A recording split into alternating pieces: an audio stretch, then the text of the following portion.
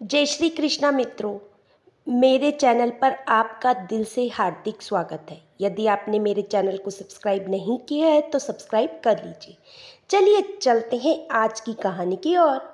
एक बार एक राजा था जिसके एक बहुत ही सुंदर बेटी थी।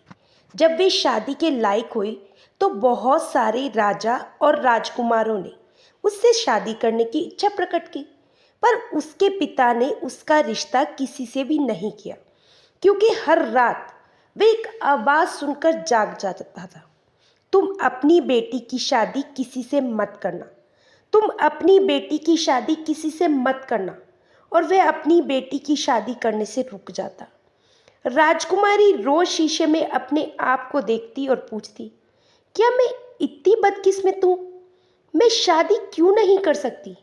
वह ये सवाल रोज पूछती, पर उसे अपने इस सवाल का कोई जवाब नहीं मिलता और वह इस बारे में सोचती ही रह जाती।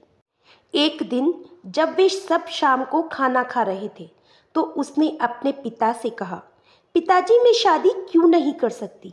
मैं इतनी सुंदर तो हूँ, इसलिए आप मेरी बात सुनिए। मैं आपको 2 दिन का समय देती हूँ। अगर आप 2 दिन के अंदर किसी ऐसे आदमी को नहीं ढूंढ पाते जिससे आप मेरी शादी कर सके तो मैं अपनी जान दे दूंगी। राजा बोला, बेटी ऐसा नहीं कहते, पर अगर तुम ऐसा कह रही हो तो तुम एक काम करो कि तुम अपने सबसे अच्छे कपड़े पहनो और खिड़की पर खड़ी हो जाओ। फिर जो भी सबसे पहला आदमी या जानवर सड़क से गुजरेगा वही तुम्हारा पति होगा। बस फिर अगले दिन उस लड़की ने अपने सबसे अच्छे कपड़े पहने और जाकर खिड़की पर खड़ी हो गई। अब जरा सोचिए कि सबसे पहले सड़क पर से कौन गुजरा? एक छोटा सा चूहा जिसकी 1 मील लंबी पूंछ थी और जिसकी बू ऊपर आसमान तक पहुंच रही थी। चूहा रुका और ऊपर खिड़की में खड़ी राजकुमारी की तरफ देखा, पर जैसे ही राजकुमारी ने चूहे की तरफ देखा तो वे चिल्लाकर भागी, पिताजी पिताजी, ये आपने मेरे साथ क्या किया? सड़क पर पहले जाने वाला तो एक जानवर निकला और वह भी एक चूहा। मुझे पूरा यकीन है कि आप मेरी शादी किसी चूहे से नहीं कराना चाहते। उसका पिता कमरे में हाथ बांधे खड़ा था। वह बोला, मैं यही चाहता हूँ। मेरी बेटी जो मैंने पहले कहा है वही होगा। सड़क पर पहला आदमी या जानवर जो कोई भी गुजरेगा उसी से तुम्हें शादी करनी पड़ेगी, फिर चाहे वे कोई भी हो। तुरंत ही उसने सब राजाओं, राजकुमारों और दरबारियों को अपनी बेटी की शादी की शानदार दावत का न्योता भेज दिया।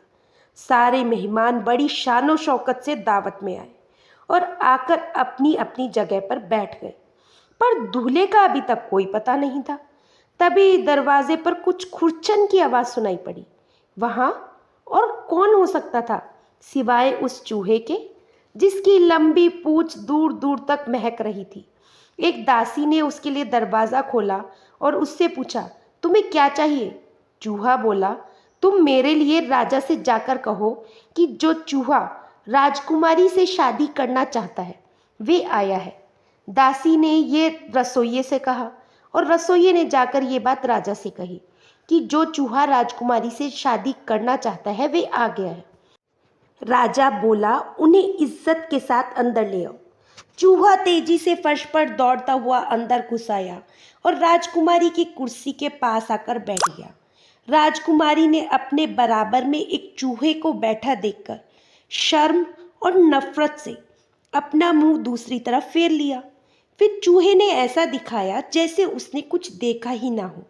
जितना राजकुमारी उससे दूर खिसकती, चूहा उसके उतने ही पास खिसक आता। तब राजा ने वहां बैठे सब लोगों को अपनी कहानी सुनाई, तो वहां बैठे सारे लोग राजा ने जो कुछ किया उससे राजी हो गए। वे सब मुस्कुराए, बोले, हाँ ठीक है, ये चूहा ही राजकुमारी का पति होना चाहिए। और ये कहकर सब हंस पड़े और हंसते हंसते चूहे की तरफ देखने लगे। ये देखकर वे चूहा राजा को एक तरफ ले जाकर बोला, महाराज सुनिए, या तो आप इन लोगों से कह दीजिए कि ये लोग मेरा मजाक ना उड़ाए, नहीं तो इसका नतीजा इन्हें भुगतना पड़ेगा। चूहे ने ये सब इतने गुस्से में कहा था कि राजा को उसकी बात माननी पड़ी। उसके बाद राजा अपनी कुर्सी पर आकर बैठ गए और सब लोगों से कहा कि वे सब हंसना बंद करें और उसके होने वाले दामाद की ठीक से इज्जत करें। और फिर राजा ने चूहे को कहा, आइए खाना खाइए। तो चूहा तो बहुत छोटा था और वह एक खत्ते वाली कुर्सी पर बैठा था, तो वह मेज पर रखे खाने तक नहीं पहुंच सकता था।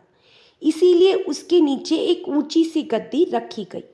पर राजा ने देखा वह भी उसके खाने तक पहुंचने के लिए काफ़ी नहीं थी। तो चूहा उठा और मेज के बीच में जाकर बैठ गया। फिर पूछा, किसी को कोई ऐतराज़ तो नहीं? इससे पहले कि कोई कुछ बोलता, राजा बोल पड़ा, नहीं नहीं, किसी को कोई ऐतराज़ नहीं। पर घर पर आए हुए मेहमानों में एक स्त्री ऐसी थी जो चूहे को अपनी प्लेट में से खाते और अपनी बदबू वाली लंबी पूंछ को अपने पास बैठे आदमी की प्लेट के ऊपर से ले जाते देखकर चुप नहीं रह सकी। जब चूहे ने उस स्त्री की प्लेट में से खाना खत्म कर लिया तो वह दूसरे मेहमानों की तरफ चला गया। तो वह बोली, उफ, कितना गंदा! किसने इतनी गंदी चीज देखी होगी? मुझे तो अपनी आंखों पर विश्वास ही नहीं हो रहा कि मैं इतनी गंदी चीज एक राजा की खाने की मेज पर देख रही हूँ। ये सुनकर चूहे की मूछें हिली। उसने अपनी आंखें उस स्त्री की आंखों से मिलाई और अपनी पूंछ मेज पर पटक कर ऊपर नीचे कूदने लगा। उसके इस कूदने में जिस किसी चीज को भी उसकी पूंछ ने छुआ, वह चीज वहां से गायब हो गई। सूप के कटोरे, फलों के कटोरे, प्लेट, चम्मच, छुरी, कांटे और फिर एक एक करके मेहमान और उसके बाद मेज और महल। बस वहां रह गया तो उसका एक उजड़ा हुआ मैदान और उसमें अकेली खड़ी राजकुमारी। वह चूहा खुद भी वहां से गायब हो चुका था। वह इतने बड़े मैदान में खुद को अकेली देखकर राजकुमारी बोली, अफसोस मेरे चूहे, तुमसे मेरी नफरत अब तुम्हें पाने की इच्छा में बदल गई है। उसने इन शब्दों को एक बार फिर बोला और वहां से फिर पैदल ही चल पड़ी। वे कहाँ जा रही थी और कहाँ जाएगी, इसका उसको भी कुछ पता नहीं था। चलते चलते उसे एक साधु मिला तो उसने राजकुमारी से पूछा, बेटी, तुम यहाँ इस उजाड़ जगह में क्या कर रही हो? तो फिर राजकुमारी बोली, बाबा कर दो एक मेहरबानी, पूरी सुन लो मेरी कहानी। फिर राजकुमारी ने उस साधु को पूरी कहानी बता दी। तब वे साधु बोला, बेटी, मुझे नहीं मालूम कि मैं तुमसे क्या कहूँ और तुम्हारी मदद कैसे करूँ, पर तुम चलती रहो जब तक तुम्हें मुझसे कोई ज़्यादा बूढ़ा साधु ना मिल जाए। शायद वे तुम्हें कोई सलाह दे पाए। तो राजकुमारी चलती रही और बस यही कहती रही, पूरी सुन लो मेरी कहानी, गुजर जाएगी मेरी जिंदगानी। भटक रही हूँ इस आस में, मिल जाएगा वो पास में। चलते चलते उसे एक और साधु मिला। उसने उस साधु से भी वही कहा। तो वे साधु बोला, एक गड्ढा खोदो पास में और बैठ जाओ उसकी आस में। अब राजकुमारी के पास गड्ढा खोदने के लिए तो वहाँ कुछ था ही नहीं। बालों में उसने लगने वाली पिन निकाली और उसी से गड्ढा खोदने लगी।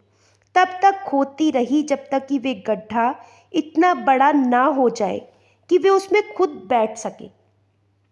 जब गड्ढा खुद गया तो वे उसमें बैठ गई और बैठते हुए वे एक अंधेरी और बहुत ही बड़ी गुफा में निकल आई। अब पता नहीं ये गुफा उसे कहाँ ले जाएगी। कहते हुए वे उस गुफा में चल दी। गुफा में बहुत सारे जाले लगे हुए थे जो उसके पैरों में लिपटे जा रहे थे। वे जितना ज़्यादा उन्हें हटाती थी वे उतना ही ज़्यादा उसके पैरों में लिपट जाते थे। उस गुफा में एक दिन चलने के बाद उसे पानी की आवाज़ सुनाई दी। आगे चलकर उसे एक तालाब दिखाई दिया जिसमें बहुत सारी मछलियाँ थीं। उसने अपना एक पैर उस तालाब में रखा, पर वे उसमें बहुत आगे तक नहीं जा सकी क्योंकि वह तालाब बहुत गहरा था। वह अब पीछे गड्ढे के लिए भी नहीं जा सकती थी क्योंकि वह गड्ढा तो उस गुफा में आते ही बंद हो गया था। तो उसने फिर दोहराया, मुझ पर कर दो एक मेहरबानी, पूरी सुन लो मेरी कहानी। भटक रही हूँ उसकी तलाश में, दे दो अगर वे है पास में। इस पर उस तालाब का पानी ऊपर उठना शुरू हो गया। वे वहां से बच निकलने के लिए कोई जगह नहीं थी। सुबह उस तालाब में कूद पड़ी। जब वे पानी में थी तो उसने देखा कि वे पानी में नहीं थी, बल्कि वे तो एक बड़े से महल में खड़ी थी। उस महल का पहला कमरा हीरे का बना था, तो दूसरा कमरा मखमल का था और तीसरा कमरा पूरा सितारों का बना था। इस तरह वे उस महल के कमरों में घूमती रही। सब कमरों में से कीमती कालीन बिछे हुए थे और सब कमरों में चमकीले दीपक जल रहे थे। जितनी देर वे उस महल में घूमती रही और दोहराती रही, वे एक ऐसी जगह पर आ गई जहां बहुत बढ़िया खाने की मेज लगी हुई थी। वे कई दिनों से भूखी थी, सो उस मेज पर बैठ गई और पेट भरकर खाना खाया। फिर वे एक सोने वाले कमरे में चली गई। वे जैसे ही पलंग पर लेटी, उसे तुरंत नींद आ गई और वे गहरी नींद में सो गई। रात को पता नहीं कब उसने कुछ आवाज़ें सुनी, तो उसे लगा कि वे आवाज़ किसी चूहे की पूंछ के इधर उधर होने की हुई है। उसने अपनी आँख खोली, पर वह बहुत अंधेरा होने की वजह से उसे कुछ दिखाई नहीं दिया। पर चूहे के कमरे में इधर उधर घूमने की आवाज़ अभी भी आ रही थी। फिर उसे लगा कि कोई चूहा उसके पलंग पर चढ़ गया।